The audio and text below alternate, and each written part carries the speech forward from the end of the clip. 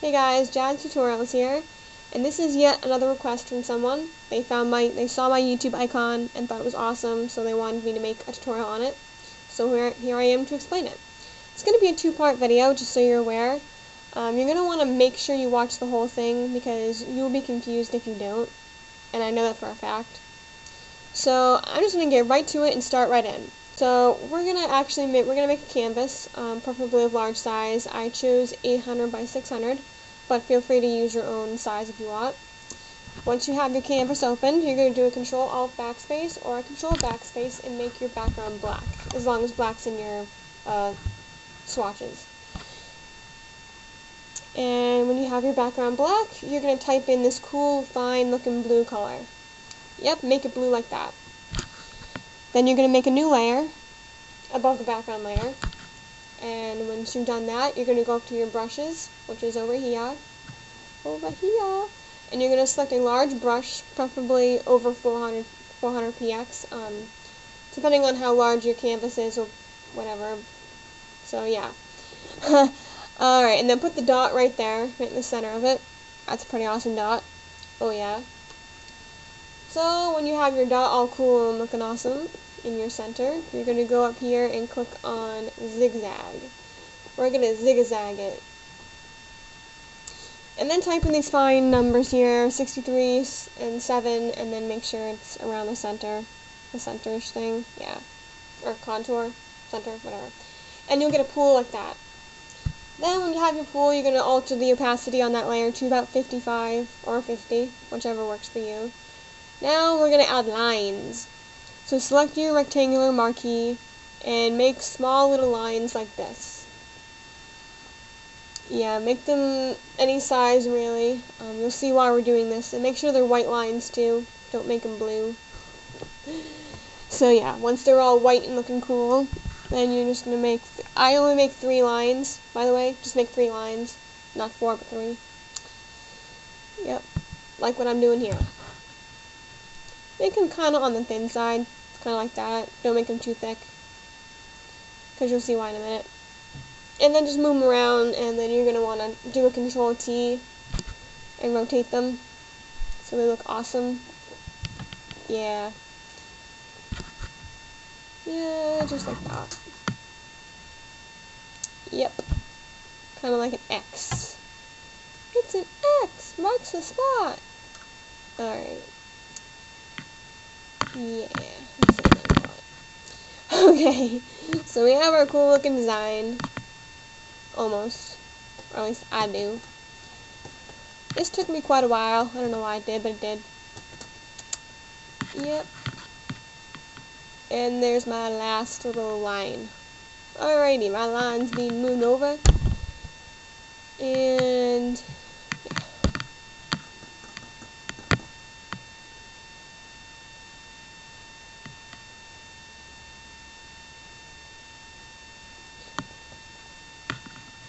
okay, yeah, there we go, I'm good now.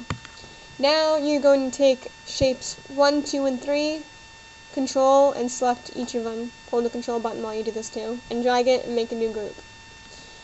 Then select them again, 1, 2, and 3, Control E, and you're going to merge them together into one shape, but in the group. Then you're going to go and wave them. Oh, make a wave and select these fine numbers, which is basically just clicking OK, because you're going to get the numbers anyway.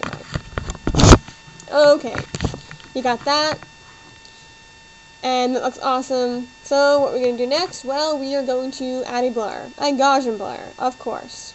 10px, yes, yes, yes, and look what you got now. How chill is that? Double click on that layer and add a drop shadow. Change the thing to linear burn. Alter the opacity to 23, and change the size to 146, and, 147, my bad.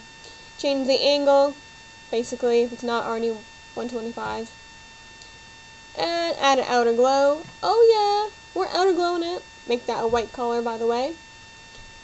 Change the opacity to 23, size to 84, and yeah, you're straight. Oh, and the fill opacity must be down to 45, my bad. 45. or 44. Jeez, what am I doing?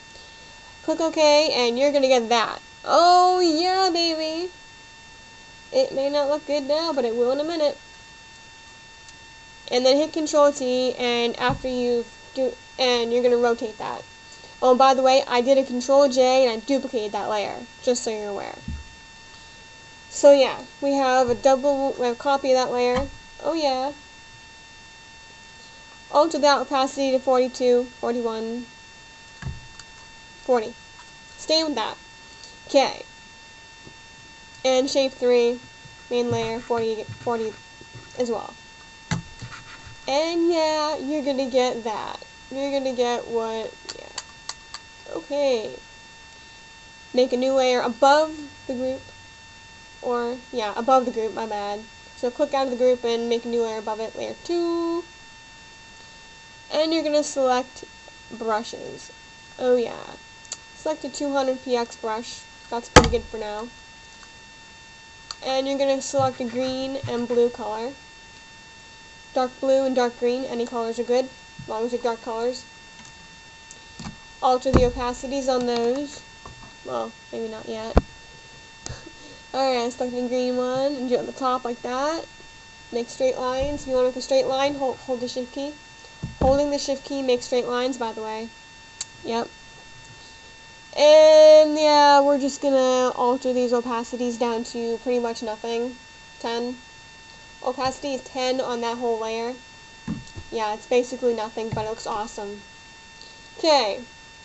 That's cool and done. Add a new layer. Oh yeah, layer 3. Then you have our layer 3, and you're going to add a white line now. Make it white, and alter that opacity down to pretty much nothing too. 20, 30%. Yep. And you got that. Change that layer to overlay, and oh, it looks pretty awesome. That's sick. Make a new layer, layer 4. And now we are going to select brushes. Select this cool ass brush here, which I'll provide in the description. Oh yeah, I will. Yep, that one right there, the 2400 one. Change the PX because it's fairly large. Change it down to a good size. I chose 400. So yeah, that sounds pretty good to me. Make sure it's white. Yep, white's a good color. And you're going to do a Control J on that layer too, just so you're aware. And with the second one, the copy layer selected, you're going to do a Control T, and you're going to rotate it to a cool looking, nice way. Yeah, it looks good like that.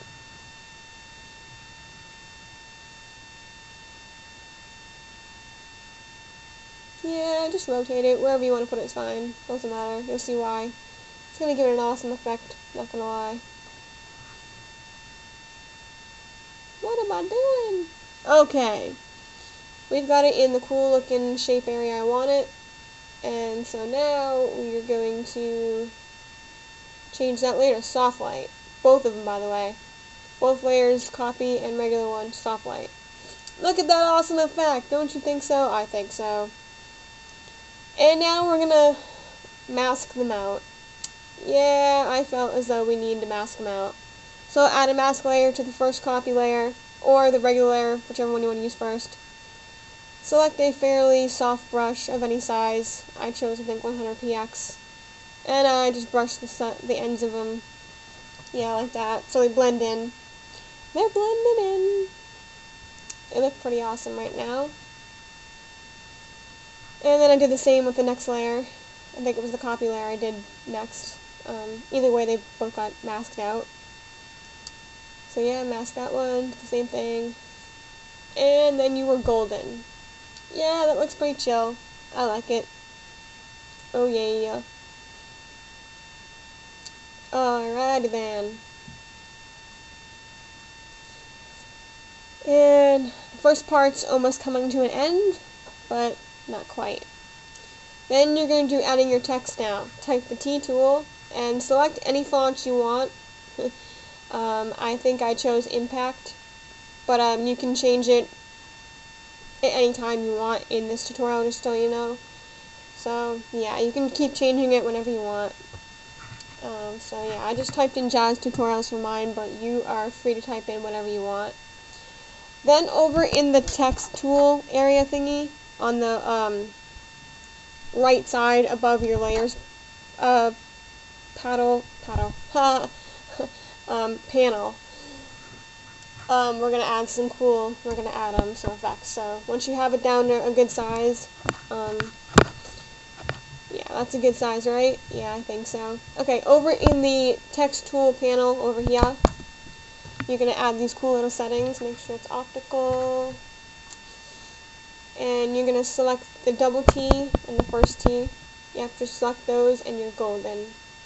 And yours will give a cool little effect. Kind of spreads them apart a bit. Yep. Okay, well that's the end of part 1.